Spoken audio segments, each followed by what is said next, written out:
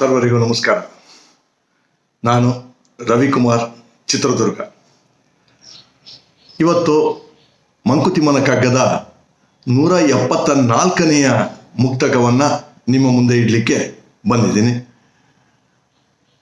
ಈ ಕಗ್ಗದಲ್ಲಿ ಪೂಜ್ಯ ಡಿ.ವಿ. ಜಿಯವರು ಮನುಷ್ಯನ ಸಂಬಂಧಗಳು ಹದಗೆಡಲಿಕ್ಕೆ ಏನು ಕಾರಣ, ಎಂಥ ಗಟ್ಟಿ ಸಂಬಂಧ ಇದ್ದರೂ ಸಂಬಂಧಗಳು ಹಳಸಿ ಹೋಗ್ತಾವಲ್ಲ, ಅದಕ್ಕೆ ಏನು ಕಾರಣ ಅಂತಕ್ಕಂಥದ್ದನ್ನು ತಿಳಿಸುವ ಒಂದು ಪ್ರಯತ್ನ ಮಾಡಿದ್ದಾರೆ. 174ನೇ ಕಗ್ಗ. ತಂದೆ ಮಕ್ಕಳಿಗೆ ಹದಗೆಟ್ಟುದನು ಕಾಣೆಯ, ಹೊಂದಿರುವರವರ ಹಂತೆಯು ಮೊಳೆವರೆಗೆ. ತಂದೆ ಯಾರ್ ಮಕ್ಕಳಾರ್ ನಾನೆಂಬುದೆದ್ದು ನಿಲೆ, ಬಂಧ ಮುರಿವುದು ಬಳಿಕ ಮಂಕುತಿಮ್ಮ. ಅತ್ಯಂತ ಆಪ್ಯಾಯಮಾನವಾಗಿರ್ತಕ್ಕಂಥ ಸಂಬಂಧವನ್ನೇ ಉದಾಹರಣೆಯಾಗಿ ತಗೊಂಡು ಅವರು ಮುಂದುವರೆದಿದ್ದಾರೆ. ತಂದೆ ಮಕ್ಕಳಿಗೆ ಹದಗೆಟ್ಟುದನು ಕಾಣೆಯ ಅಂದರೆ, ಹುಟ್ಟಿದಂದಿನಿಂದ ನಮ್ಮ ತಂದೆಯ ಜೊತೆ, ತಾಯಿ ಜೊತೆ, ಅಥವಾ ನಮ್ಮ ಮಾತಾಪಿತೃಗಳು, ಅಣ್ಣ ತಮ್ಮಂದ್ರ ಜೊತೆ ಬಾಂಧವ್ಯ ತುಂಬ ಚೆನ್ನಾಗಿರುತ್ತೆ. ತಂದೆ ಹೇಳ್ದಂಗೆ ಕೇಳಿಕೊಂಡು, ತಂದೆ ತೋರಿಸಿದ ಮಾರ್ಗದರ್ಶನದಲ್ಲಿ ನಡೀತಾ ನಾವು ಬೆಳೀತಾ ಹೋಗ್ತೀವಿ. ಎಲ್ಲಿವರೆಗೆ ಅವರ ಸಂಬಂಧ ಬೆಳೀತಾ ಹೋಗಿ ಚೆನ್ನಾಗಿರುತ್ತೆ ಅಂತ ಹೇಳಿದ್ರೆ, ಸುಮಧುರ ಬಾಂಧವ್ಯವನ್ನು ಹೊಂದಿರ್ತಾರೆ ಅಂದರೆ, ತಂದೆ ಸ್ಥಾನವನ್ನು ಮಗ ಗೌರವಿಸ್ತಕ್ಕಂಥದ್ದು, ಮಗನ ಸ್ಥಾನವನ್ನು ತಂದೆ ಗೌರವಿಸ್ತಕ್ಕಂಥದ್ದು, ಆ ಒಂದು ಬಾಂಧವ್ಯ ಪರಸ್ಪರ ಇದ್ದಾಗ ಮಾತ್ರ ಸಂಬಂಧಗಳು ತುಂಬ ಚೆನ್ನಾಗಿ ಬೆಳೀತಾ ಹೋಗುತ್ತವೆ.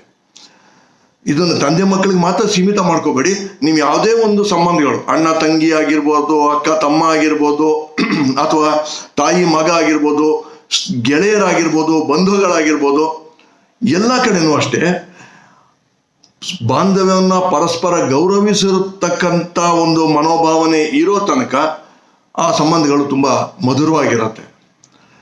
ನಾವು ಇತಿಹಾಸದಲ್ಲಿ ನೋಡ್ಬಿಟ್ಟಿದ್ದೀವಿ, ಎಷ್ಟೋ ತಂದೆ ಮಕ್ಕಳಿಗೆ ಭಿನ್ನಾಭಿಪ್ರಾಯ ಬಂದು ಬೇರೆ ಬೇರೆ ಆಗಿ, ಇತ್ತೀಚಿನ ದಿನಗಳಂತೂ ಪೇಪರ್ ತೆಗೆದ್ರೆ ಅಥವಾ ನಾವು ಚಾನಲ್ ತೆಗೆದ್ರೆ ತಂದೆಯಿಂದ ಮಗನ ಕೊಲೆ, ಇಲ್ಲ ಮಗನಿಂದ ತಂದೆ ಕೊಲೆ, ಅಥವಾ ಹೊಡೆದಾಟಗಳು, ಬಡಿದಾಟಗಳು, ಯಾವುದೋ ಒಂದು ಕಾರಣಕ್ಕೆ, ಯಾವುದಾದ್ರೂ ಕಾರಣ ಇರ್ಬೋದು, ಕಾರಣ ಏನೇ ಇರ್ಬೋದು, ಆದರೆ ತಂದೆ ಅಂತಕ್ಕಂಥದ್ದು ಒಂದು ಗೌರವವನ್ನು ಅವನು ಮರ್ತಿರ್ಬೋದು, ಅಥವಾ ಮಗ ಅನ್ನೋ ವಾತ್ಸಲ್ಯವನ್ನು ತಂದೆ ಮರ್ತಿರ್ಬೋದು. ಹಾಗಾಗಿ ಎಲ್ಲಿ ಆ ಒಂದು ಬಾಂಧವ್ಯಕ್ಕೆ ಧಕ್ಕೆ ಬರುತ್ತೆ ಅಂತ ಹೇಳಿದ್ರೆ, ಅವ್ರು ಎಲ್ಲಿ ತನಕ ಹೊಂದ್ಕೊಂಡಿರ್ತಾರೆ ಅಂತ ಹೇಳಿದ್ರೆ, ಪೂಜ್ಯ ಡಿ.ವಿ. ಜಿ ಅವ್ರು ಹೇಳ್ತಾರೆ, ಅವರಿಬ್ಬರು ಹೊಂದ್ಕೊಂಡಿರೋದು ಎಲ್ಲಿ ತನಕ ಅಂದರೆ, ನಾನು ಅನ್ನತಕ್ಕಂಥ ಅಹಂಕಾರ ಬರೋ ತನಕ. ಪರಸ್ಪರ ಅಲ್ಲಿ ಆ ನಾನು ಅಂತಕ್ಕಂಥದ್ದು ಅಹಂಕಾರ ಮೊಳೆತ್ರೆ ಅವತ್ತೊಂದು ದಿವಸಕ್ಕೆ ಬಂಧ ಮುರಿದೋಗುತ್ತೆ. ತಂದೆ ಮಕ್ಕಳಿಗೆ ಹದಗೆಟ್ಟುದನ್ನು ಕಾಣೆಯ ಇತಿಹಾಸದಲ್ಲಿ ನಾವು ನೋಡಿದ್ದೀವಿ. ಈ ಅಹಂಕಾರ ಅಂತಕ್ಕಂಥದ್ದು ಹೇಗೆ ಅಂದರೆ, ನಮ್ಮ ಗುರುರಾಜ ನಾಯ್ಡು ಅವರು ಅವರ ಶ್ರೀಕೃಷ್ಣ ಗಾರುಡಿ ಅಂತಕ್ಕಂಥ ಒಂದು ಹರಿಕಥಾ ಭಾಗದಲ್ಲಿ ಹೇಳ್ತಾರೆ, ಮನುಷ್ಯನಿಗೆ ಈ ಜೀವನದಲ್ಲಿ ಯಾವ ಭಾಗ್ಯ ಬೇಕಾದರೂ ಬರ್ಬೋದು, ಆದರೆ ಅಹಂಕಾರ ಅಂತಕ್ಕಂಥ ಭಾಗ್ಯ ಮಾತ್ರ ಯಾವತ್ತೂ ಬರಬಾರದು. ಅಹಂಕಾರದಲ್ಲಿ ಅನೇಕ ವಿಧಗಳಿದೆ.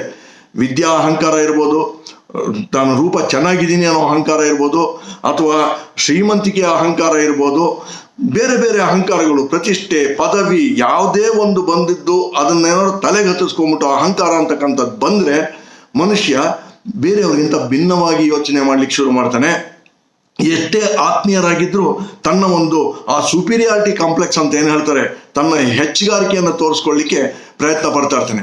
ಆ ಪ್ರಯತ್ನ ಪಟ್ಟಾಗ್ಲೇ ಈ ಒಂದು ತಾಕಲಾಟ ಬರೋದು. ಯಾರಾದರೂ ಒಬ್ರು ನಾನಿಷ್ಟು ಅಂದರೆ ಅವನಿಗಿಂತ ನಾನೇನು ಕಮ್ಮಿ ಅಂತಕ್ಕಂಥ ಮನೋಭಾವನೆ ಬರುತ್ತಲ್ಲ, ಆವಾಗ ಈ ಅಹಂಕಾರ ಅಂತಕ್ಕಂಥದ್ದು ಬರುತ್ತೆ.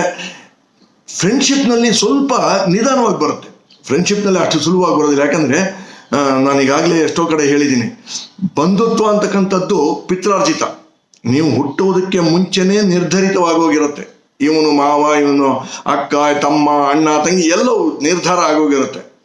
ಆದರೆ ಗೆಳೆತನ ಅಂತಕ್ಕಂಥದ್ದು ಸ್ವಯಾರ್ಜಿತ. ನಾವು ಆರಿಸ್ಕೊಳ್ತಕ್ಕಂಥದ್ದು, ನಮ್ಮ ಭಾವನೆಗಳಿಗೆ, ನಮ್ಮ ಒಂದು ಆಸಕ್ತಿಗಳಿಗೆ ಅನುಗುಣವಾಗಿ ನಡ್ಕೊಳ್ತಕ್ಕಂಥವ್ರನ್ನ ನಾವು ಆರಿಸ್ಕೊಳ್ತೀವಿ, ಹೊಂದ್ಕೊಂಡಿರ್ತೀವಿ. ಎಷ್ಟೇ ಏನೇ ಒಂದು ತಪ್ಪುಗಳಾದರೂ ಅಲ್ಲಿ ನಾವು ಸಹಿಸ್ಕೊಂಡು ಸರ್ಕೊಂಡು ಹೋಗ್ತಾ ಇರ್ತೀವಿ. ಅಲ್ಲಿ ಈ ಅಹಂಕಾರ ಅಂತಕ್ಕಂಥದ್ದು ಸ್ವಲ್ಪ ನಿಧಾನಕ್ಕೆ ಬರುತ್ತೆ. ಆದರೆ ಯಾವಾಗ ಇವನೇನಾದ್ರು ಮಾರ್ಕ್ಸ್ ಜಾಸ್ತಿ ತೊಗೊಳ್ತಾ ಇರೋದು ಅಥವಾ ಅವ್ನು ಮಾರ್ಕ್ಸ್ ಕಮ್ಮಿ ತೊಗೊಂಡಾಗ್ಲೋ ಅಥವಾ ಬೇರೆ ಇನ್ಯಾರಾದ್ರೂ ಒಬ್ರು ಇನ್ನೂ ಇದಾಗಿರ್ತಕ್ಕಂಥವ್ರು ಸಿಕ್ಕಾಗ್ಲೋ ಏನಾಗುತ್ತೆ ಅಂತ ಹೇಳಿದ್ರೆ ನಾನು ಅಂತಕ್ಕಂಥ ಅಹಂಕಾರ ಅಲ್ಲಿ ಮೊಳೆಯತ್ತೆ. ಆ ಅಹಂಕಾರ ಮೊಳೆತಾಗ ಪರಸ್ಪರರಲ್ಲಿ ಈ ಭಿನ್ನಾಭಿಪ್ರಾಯ ಬಂದು ಬಂಧನ ಅಂತಕ್ಕಂಥ ಆ ಬಂಧುತ್ವ, ಆ ಒಂದು ಬಾಂಧವ್ಯ ಏನಿರುತ್ತೆ ಅದಕ್ಕೆ ಡ್ಯಾಮೇಜ್ ಆಗುತ್ತೆ. ಹಾಗಾಗಿ ನಾವು ಯಾರ್ಯಾರಿಗೆ ನಮ್ಮ ಜೀವನದಲ್ಲಿ ಯಾವ ಒಂದು ಜಾಗವನ್ನು, ಗೌರವದ ಜಾಗವನ್ನು ಕೊಡಬೇಕು, ಆ ಗೌರವ ಜಾಗವನ್ನು ಕೊಡ್ತಾ ಪರಸ್ಪರ ಪ್ರೀತಿ ವಾತ್ಸಲ್ಯದಿಂದ ನಾವು ನಡೀತಾ ಹೋದರೆ ಈ ಬಾಂಧವ್ಯಗಳು ಚೆನ್ನಾಗಿರುತ್ತೆ. ಮನೆ, ಸ್ವಂತ ಕುಟುಂಬದಲ್ಲಿ ತಂದೆ ತಾಯಿ ಮಕ್ಕಳು, ಇವತ್ತು ಎಲ್ಲ ಸಣ್ಣ ಕುಟುಂಬನೇ, ಮೊದಲಿದ್ದಂಥ ಅವಿಭಕ್ತ ಕುಟುಂಬಗಳು ಇವತ್ತಿಲ್ಲ. ಅವಾಗ ಅದು ಇನ್ನೂ ಜಾಸ್ತಿ ಭಿನ್ನಾಭಿಪ್ರಾಯಗಳಿಗೆ ಜಾಸ್ತಿ ಅವಕಾಶ ಇತ್ತು. ಈಗ ಇರೋದೇ ಸಣ್ಣ ಕುಟುಂಬ. ಸಣ್ಣ ಕುಟುಂಬದಲ್ಲೂ ನಾನು ಅಂತಕ್ಕಂಥದ್ದನ್ನ, ಯಾಕಂದ್ರೆ ಹುಟ್ಟಿದ ಮಕ್ಕಳೆಲ್ಲ ಒಂದೇ ಥರ ಬೆಳೆಯೋದಿಲ್ಲ. ನಾನು ಅನ್ನತಕ್ಕಂಥ ಅಹಂಕಾರವನ್ನ ಯಾರು ಯಾವುದೇ ಕಾರಣಕ್ಕೂ ನಾನು ಚೆನ್ನಾಗಿದ್ದೀನಿ ಅಂತಾಗ್ಲಿ ಅಥವಾ ಬೇರೆ ಬೇರೆ ಯಾವುದೇ ಅಹಂಕಾರಕ್ಕಾದರೂ ಅವಕಾಶ ಕೊಡದೆ ಪರಸ್ಪರನ ಪ್ರೀತಿ ವಾತ್ಸಲ್ಯದಿಂದ ನಾವು ನೋಡ್ತಾ ಹೋದರೆ ಈ ಸಮಾಜದಲ್ಲಿ ಒಂದು ಸೌಹಾರ್ದಯುತ ವಾತಾವರಣ, ಸಮಾಜಕ್ಕಿಂತ ಹೆಚ್ಚಾಗಿ ನಮ್ಮ ಸುತ್ತಮುತ್ತಲ ಪರಿಸರದಲ್ಲಿ ನಾವು ಸೌಹಾರ್ದಯುತವಾದ ಒಂದು ಬಾಂಧವ್ಯವನ್ನು ಹೊಂದ್ಕೊಂಡು ಖುಷಿಯಾಗಿ ನಗುನಗುತ್ತಾ ಎಲ್ಲರ ಜೊತೆ ನಗುನಗುತ್ತಾ ಇರಬೇಕು ಅಂತಕ್ಕಂಥ ಮಾತನ್ನ DVJ ಅವರು ಹೇಳ್ತಾ ಇದ್ದಾರೆ. ದಯವಿಟ್ಟು ಎಲ್ಲರೂ ಈ ಒಂದು ಮಾತಿನ ಕಡೆ ಒಂದು ಗಮನ ಇರಲಿ ಅಂತ ಹೇಳ್ತಾ ಇವತ್ತಿನ ಕಗ್ಗದ ವ್ಯಾಖ್ಯಾನವನ್ನು ಮುಗಿಸ್ತಾ ಇದ್ದೀನಿ. ನಮಸ್ಕಾರ.